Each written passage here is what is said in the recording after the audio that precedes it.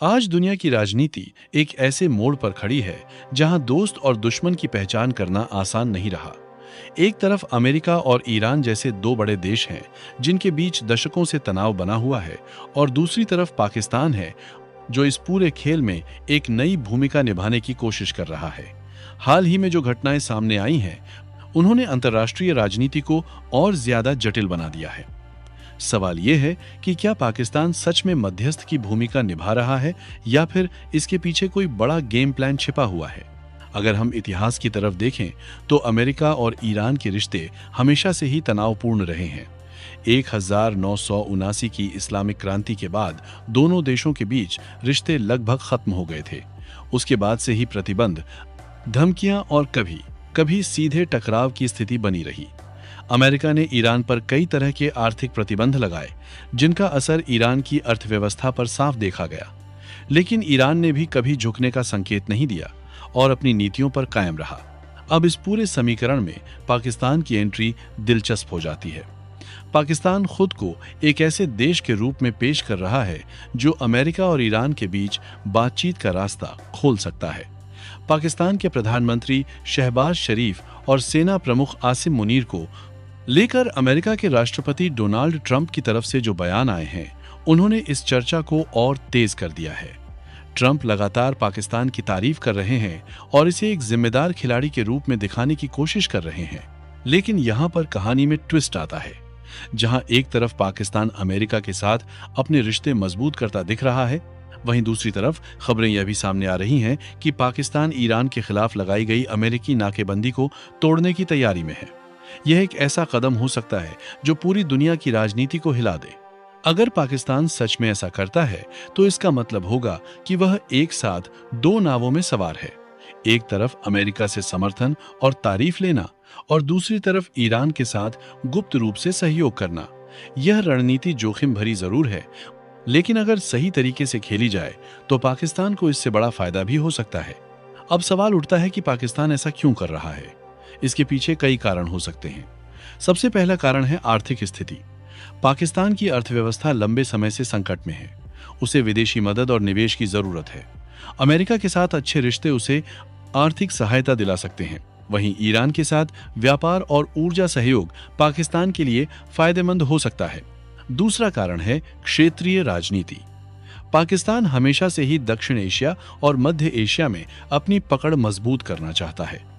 अगर वह अमेरिका और ईरान दोनों के साथ संबंध बनाए रखता है तो वह खुद को एक महत्वपूर्ण कड़ी के रूप में स्थापित कर सकता है। तीसरा और सबसे महत्वपूर्ण कारण है रणनीतिक संतुलन। पाकिस्तान यह समझता है कि केवल एक देश पर निर्भर रहना खतरनाक हो सकता है, इसीलिए वह एक ऐसी नीति अपनाने की कोशिश कर रहा है जिसमें वह सभी बड़े खिलाड़ियों के साथ संतुलन बनाकर चले। लेकिन यह खेल जितना आसान दिखता है उतना है नहीं। अगर अमेरिका को यह शक हो जाता है कि पाकिस्तान ईरान की मदद कर रहा है तो इसके गंभीर परिणाम हो सकते हैं। अमेरिका पाकिस्तान पर फिर से प्रतिबंध लगा सकता है, उसकी आर्थिक मदद रोक सकता है और अंतर्राष्ट्रीय मंच पर उसे अलग थलग कर सकता है। वहीं अगर ईरान को यह लगता है कि पाकिस्तान केवल दिखावे के लिए उसका साथ दे रहा है और असल में अमेरिका के साथ खड़ा है, तो ईरान भी पाकिस्तान पर भरोसा नहीं करेगा। ऐसे में पाकिस्तान दोनों तरफ से नुकसान में आ सकता है। इस पूरे मामले में एक और दिलचस्प पहलू है और वह है चीन की भूमिका। चीन पाकिस्तान का सबसे बड़ा सहयोगी माना जाता है। अगर पाकिस्तान ईरान के साथ अपने संबंध मजबूत करता है तो इसमें चीन की भी अप्रत्यक्ष भूमिका हो सकती है। चीन खुद भी अमेरिका के प्रभाव को चुनौती देना चाहता है और ईरान उसके लिए एक महत्वपूर्ण साझेदार है। अब बात करते हैं अमेरिका की। अमेरिका के लिए यह स्थिति काफी जटिल है। एक तरफ वह ईरान पर दबाव बनाए रखना चाहता है और दूसरी तरफ पाकिस्तान को अपने साथ भी रखना चाहता है। पाकिस्तान की भौगोलिक स्थिति उसे रणनीतिक रूप से बेहद महत्वपूर्ण बनाती है। बस्तान में अमेरिका के लिए वो इस स्थान के बाद बनाती है वो अमेरिका के लिए। अमेरिका जानता है कि अगर पाकिस्तान उसके खिलाफ जाता है तो इसका असर केवल दक्षिण एशिया ही नहीं बल्कि पूरी दुनिया पर पड़ेगा। इसलिए वह पाकिस्तान को पूरी तरह खोना नहीं चाहता। यही कारण है कि ट्रंप जैसे नेता पाकिस्तान की तारीफ करते नजर आ रहे हैं। लेकिन अंतर्राष्ट्रीय राजनीति में केवल शब्दों से काम नहीं चलता। असली खेल जमीन पर होता है। अगर पाकिस्तान वास्तव में ईरान की मदद करता है तो अमेरिका को कोई न कोई कदम जरूर उठाना पड़ेगा।